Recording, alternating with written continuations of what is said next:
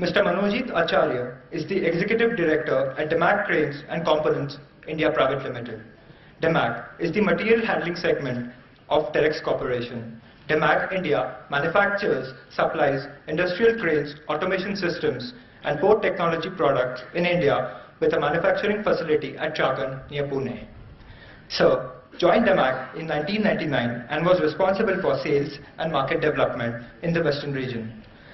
His 15 years in Demarg has been a long and enriching journey in sales, product and contract management, marketing, project management, and now general management.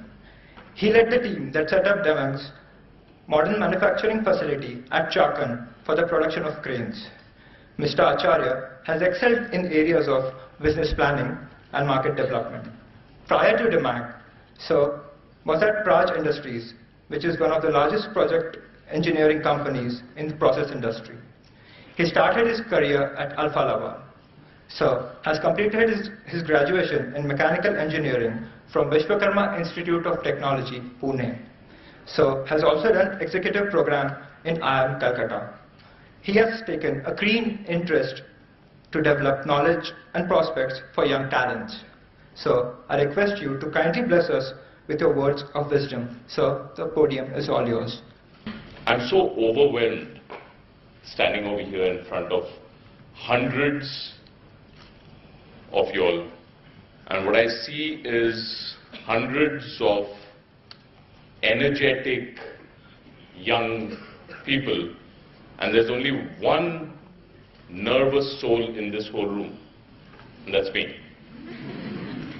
Boy, am I nervous. I don't think I have, I've been speaking all my life. You just heard that I was in sales. Love to talk. But talking to such a large and learned group of people does make you nervous. First of all, thanks to Dr. Padi and the entire staff, all the directors of the 4 institutes for having me here. And it does, bring up something in my CV that I was called to be a guest lecturer at the Balaji Institutes. This is possibly my second visit to this beautiful auditorium. The last time I was here with the then Managing Director of Demarg, Suhas Bakshi, who was making a presentation, and I was there sitting and much lesser nervous because I just had to hear what Suhas had to say. And so this time I got to speak. So before I speak, I wanted to read out, and those are the few things that I'm going to read out, the rest I'll be speaking. This beautiful thing written by Robert Frost, The Road Not Taken. 2 roads diverged in a yellow wood, and sorry I could not travel both. And be one traveller long I stood, and looked down as far as I could, to where it bent in the undergrowth, then took the other as just as fair, and perhaps the better claim because it was grassy and wanted wear. Though as for the passing there, had worn them really about the same, and both that morning equally lay, in leaves no step had trodden black. Oh, I kept the first for another day, yet knowing how way leads on to way, I doubted if I should ever come back. I shall be telling this with a sigh, somewhere ages and ages hence, 2 roads diverged in a wood, and I took the one less travelled by, and that has made all the difference. When I read this, I tried to, connect this with what I have done in my career. And when Dr. Padi told me that I should be talking to you all about my journey so far, and a lot had to do with this. There were many things which, points in my career where I decided to do something which was not done so often. Small things in my own way. I'm not a huge personality by any means, but I had taken certain decisions, certain paths in my career, which have possibly brought me to where I am today. I did my schooling, for those of you all over here, and because I love my school so much, I'd love to see whether I have any of my schoolmates in this huge gathering. Any guys from Loyola over here? Loyola High School? I see one. That's it. It's a shame for Loyola. Oh, there I see one more. Okay, I'm a 1986 10th standard from Loyola and continued there 11th and 12th and passed out 12th in 88. So at that point of time, nothing great. We wanted, or rather our parents wanted most of us to be engineers or doctors. So that was a big thing, be an engineer, be a doctor. But yeah, I had the same. I took up mechanical engineering. Somewhere I just wanted to do mechanical engineering and not any other stream of engineering.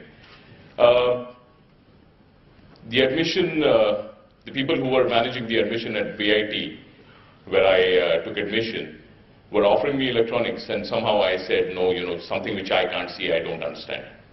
I still have to figure out, and I know we have got 50% engineers over here. Yes. I still have to figure out why electrons travel from here to here and electricity travels from there to there. I never understood it, so I said, I'm going to do mechanical engineering. I can understand that. Did my mechanical engineering from BIT, and like all of you all here, wanted to do an MBA. And that's possibly going to be a question to me by many of you all. So before you ask me that question, I'm going to answer that question. No, I don't have an MBA tag. I wanted to do an MBA. It would have been a great privilege of mine had I taken up the symbiosis seat which I had got in 1993. I was 23rd on the first list in symbiosis, and that time there were not so many management colleges in Pune. I would have been one of the students of Professor Bala maybe, but unfortunate for me, I had to take up a job. So I did take up a job. I started my career with Alfa Laval as a GAT, and of course tried to do management at the side. I did study 2 years of management. I studied my DMM, which was allowed in symbiosis at that point of time without having work experience. And then I did a DBM from IMDR later on, but not that formal MBA. But I want to take you through my first, how was it when I started in Alfa Laval as a GAT? And maybe, you know, that's going to be a question. How many of you all over here do have work experience? And how was the first year as trainee? Tough? Hectic? Tiring? Enjoyable. And what did you enjoy doing? Well, I enjoyed most of my first year Xeroxing. Those were the days, 1993, no emails. We had a few computers, but they were more of a shock, I would say, even if I lost my job. Believe me, I could. But within that, there was a hell of a lot of learning. And that's one thing, that's one thing which, you know, you all have to keep in mind, that as a trainee, when you join any corporate, don't expect that from day one, you're going to have a cabin of your own, nicely air-conditioned, and, you know, the things which you see in the nice movies. Recently, you all must have seen the movie Two States. I was really wondering, man, how many management grads pass out and get into offices like the ones Arjun Kapoor did and and Alia Bhatt did. Wow, that'd be a dream. And then you see such dreams and then you think, and when you get into a corporate and say, oh shit, here I got to hunt around to find a place to sit. I got to go after the IT guys to get a computer for myself, let alone a swanky laptop or things of that sort, maybe even a desktop, a used one. But that's not what your immediate dream should be. And that's what I speak. I mean, I speak a lot to the youngsters in our company, and we used to do a fair bit of campus recruitment till some time back. And I spent a lot of time with all the engineering graduates whom we took in, the management graduates whom we took in. And it's all got to be what you're learning. And that's the most important. And you know, after 2 years in Alfa Laval, why is it at that point of time that I quit Alfa Laval and went to join Praj Industries? Maybe I didn't know it so well. Today when I think back, I can put it into words, but maybe I just didn't know it that well. But I'd taken a very conscious decision, possibly gone against what my dad was telling me, because Alfa Laval was this multinational company, and Praj Industries then was a much smaller company. But the only reason why I shifted was because I had stopped learning in Alfa Laval. I had got into a role where it was becoming mundane for me. I go in the morning and, you know, standard things to do, and as I used to joke, life at that time had become do punch ek lunch. So, and that's not what I wanted. To move from Alfa Laval to Praj, which was a competitor, and get, because I had this thing that I wanted to learn more, and I had this urge that I wanted to get into sales. Now you can imagine how it was to move from Alfa Laval, then the market leader, Alfa Laval, the cost leader, to move to Praj, who was selling the second best product at the highest price. But that's what taught me sales. That's what taught me sales. The very, very hard way. Go out into the market, to go and, you know, introduce the company, which, you know, not so many people had heard of, and then try and sell your product.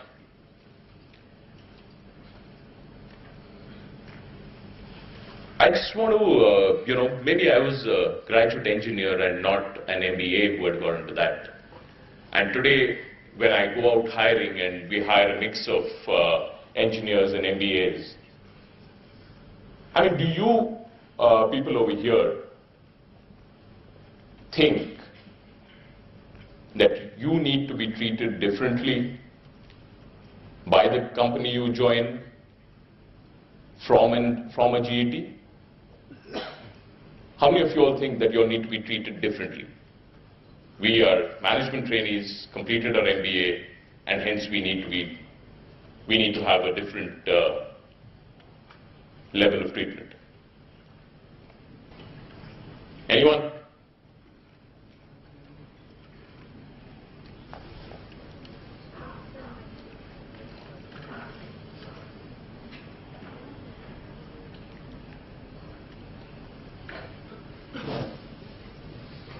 You could possibly try.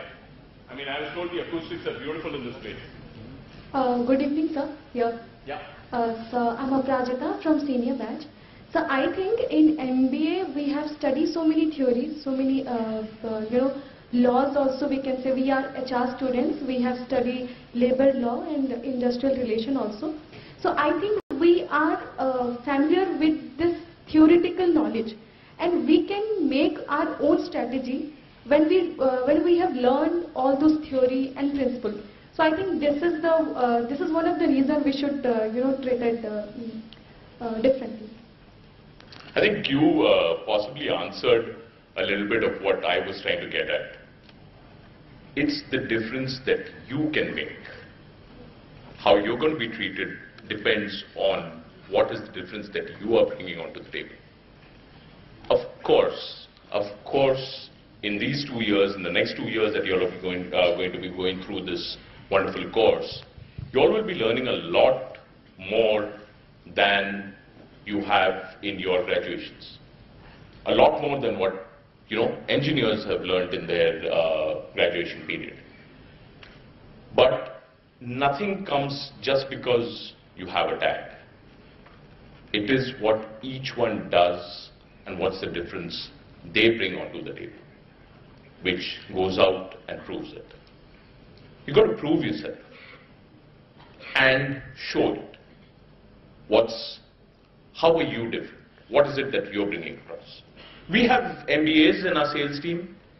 We have non-MBAs in our sales team. But just because someone is an MBA doesn't mean a thing. Of course, you get your difference in your starting salaries and things of that sort. But then, it doesn't mean that because you've got a difference in starting salary or a difference in level from a GT who has joined, that's not enough to get you through your entire career. That's good to join. You have a head start when you join. But after that, it's what you all are going to prove, what you're going to bring to the table. And there's nothing which takes away hard work. That is something which you have to do.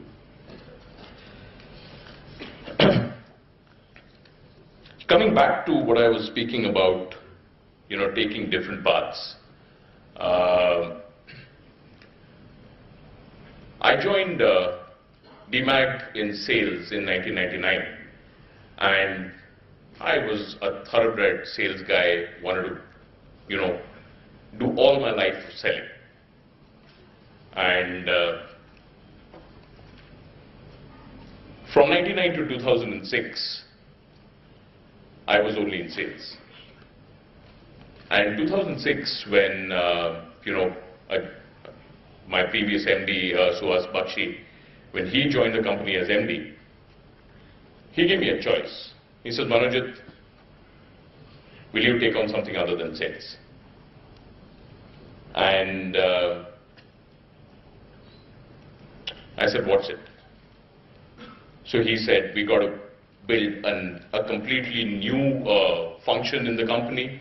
We got to build a product management team. We got to build a central proposal engineering team and a marketing team and things of that sort. All my fellow sales colleagues said, Manojit, don't do it, don't do it, don't do it. You can't get out of the limelight. Sales is where all the limelight is. Sales is where you are seen by the company. Sales is where you get noticed by the top management. That's where you're getting in the numbers. You're not going to leave sales and get into the back end. And like I always wanted to do, I went and said yes to Suhas. I'm going to do that. And within 2 years, I had made that difference of creating that and showing to the sales team how this back-end support helps the sales team perform. This sort of continued, then I continued with the sales back-end and marketing and product management till in 2009, Suhas came back to me saying, Manojit, another challenge. I said, what now? He said, leave the business role completely. I said, and do what? And he said, we've got to get out with this completely new strategic project. We got to set up, where we got to launch a new product. So he's going to be working with the R&D team to develop a new product, working with the supply chain team to set up the entire supply chain for that new product, and build a new manufacturing facility to manufacture that new product.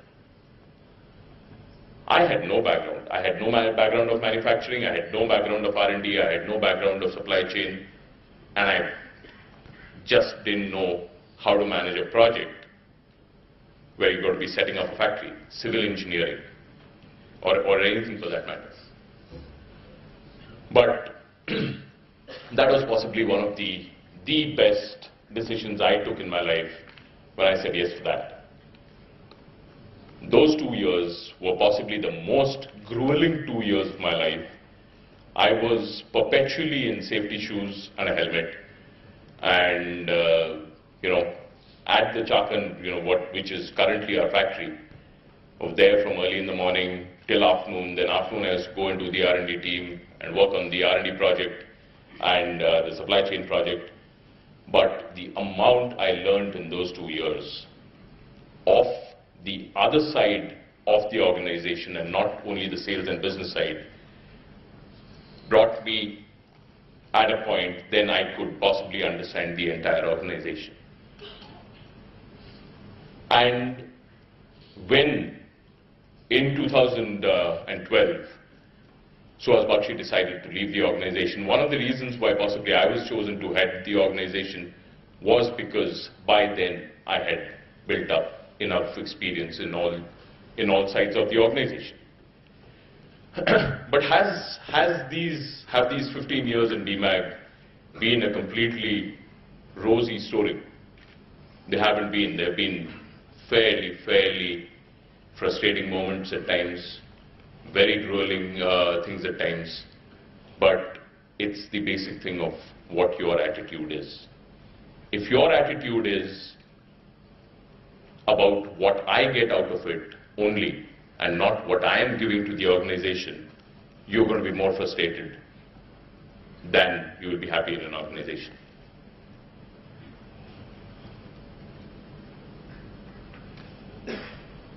You got to just look at what the organization expects from you.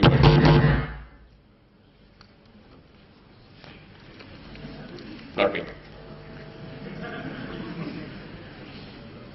What the organization expects from you at that point of time.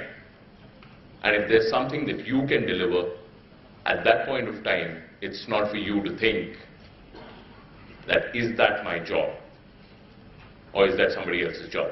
If there's something that you can go out of your way and do, it's only going to help you at some point of time.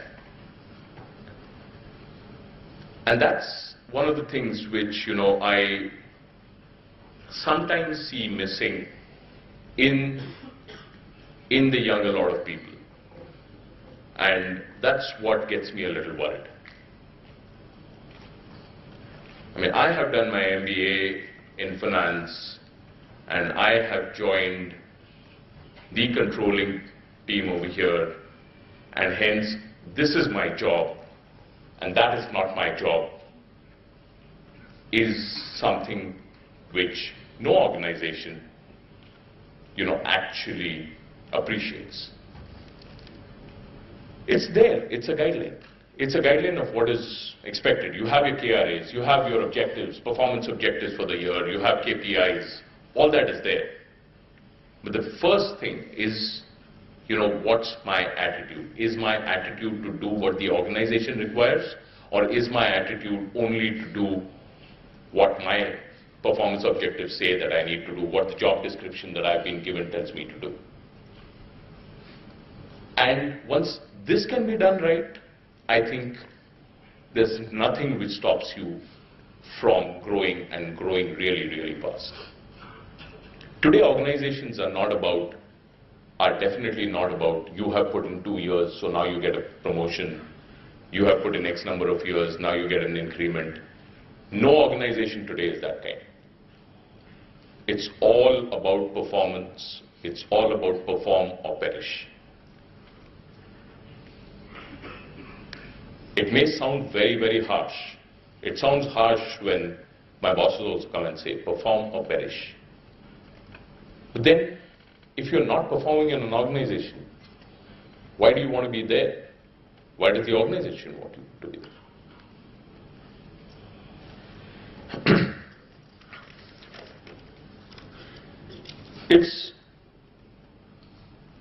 It's about how much fun you have in taking up a new challenge.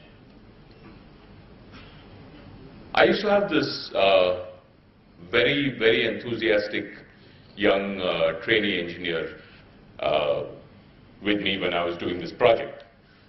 And he, as a trainee engineer, was reporting into me directly.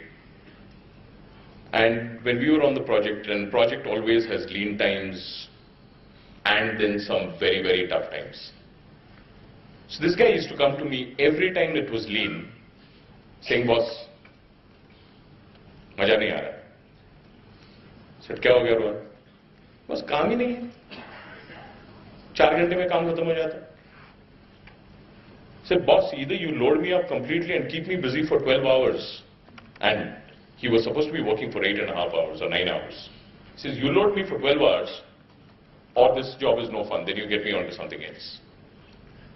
That guy was one brilliant guy.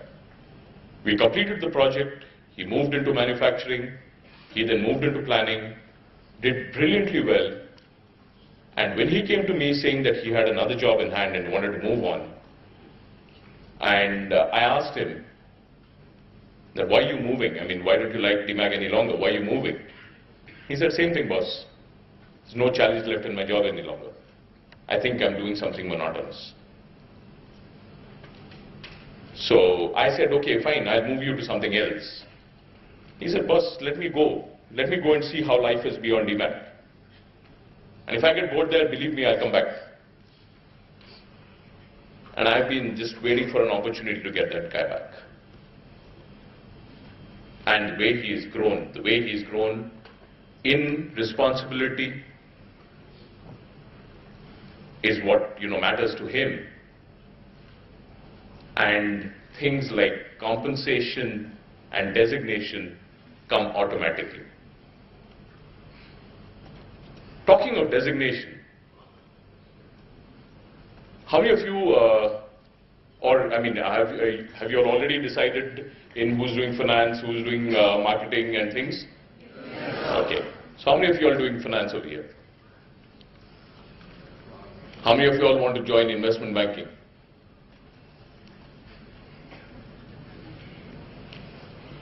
Then you've got those fantastic designations.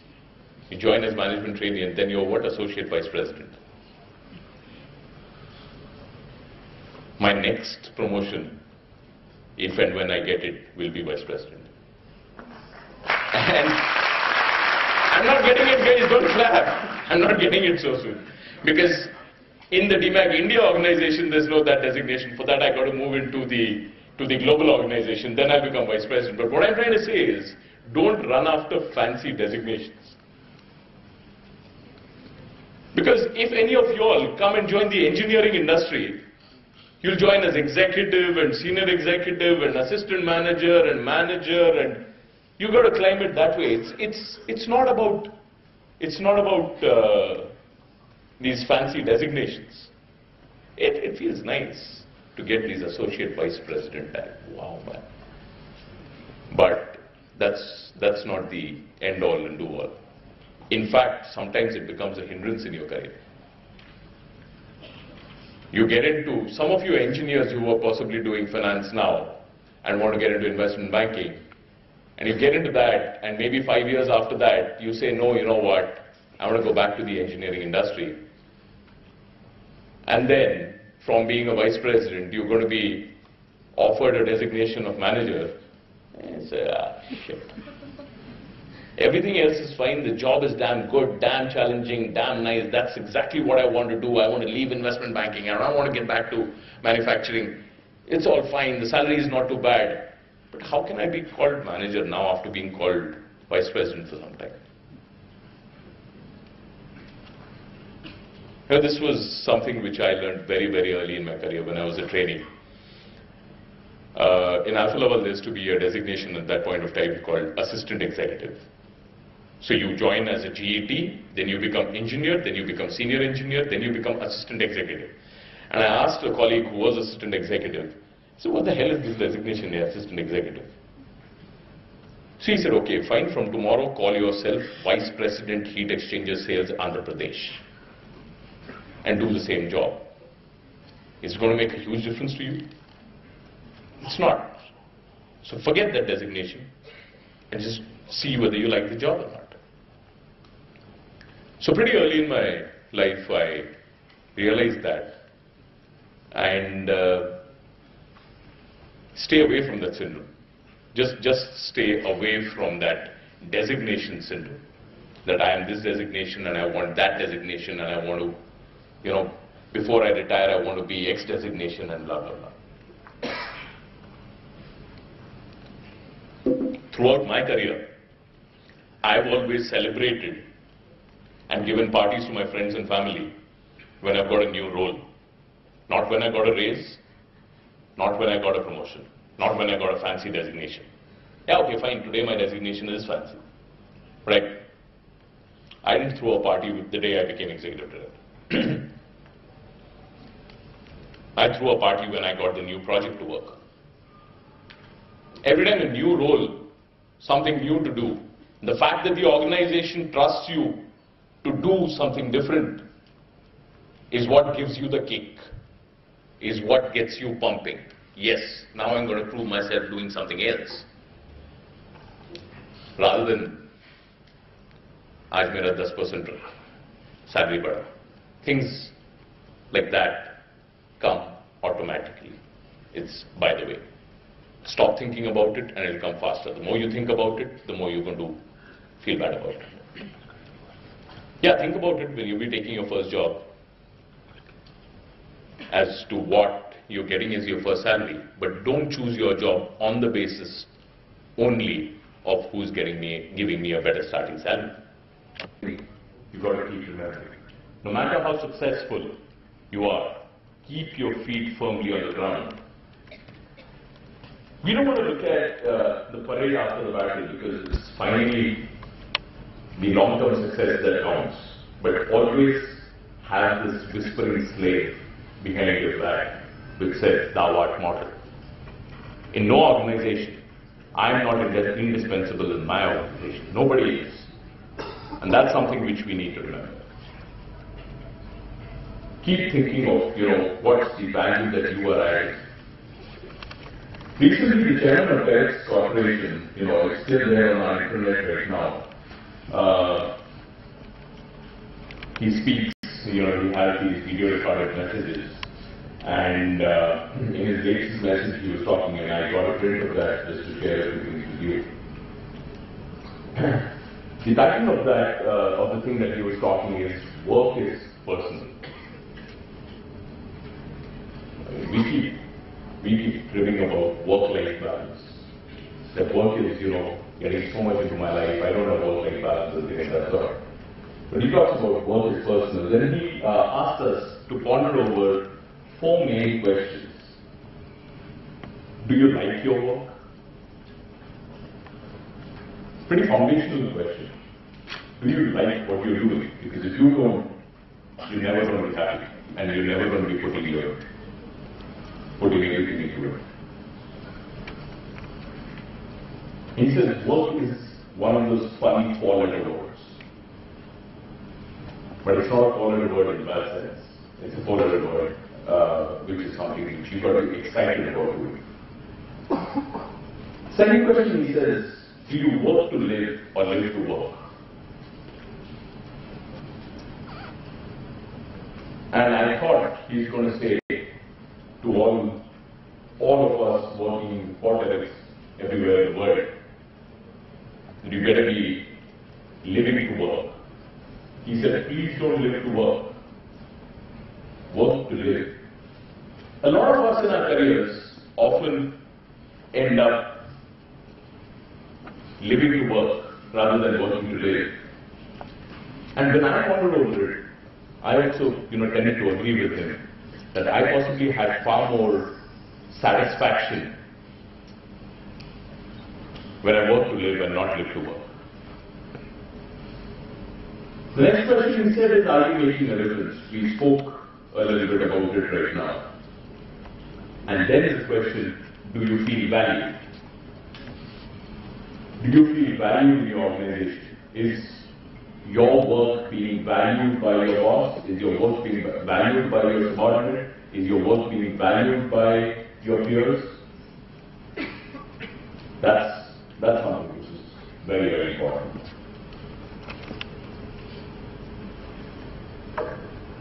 And I don't know whether any of you have heard this, thing about work-life balance.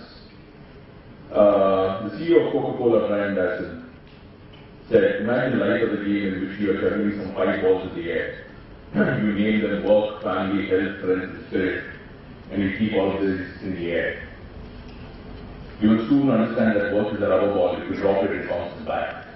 But all the rest are glass balls. If you drop one of these, they're definitely going to be damaged. So yeah, while work is everything in, we've been talking mainly about our work life over here. Don't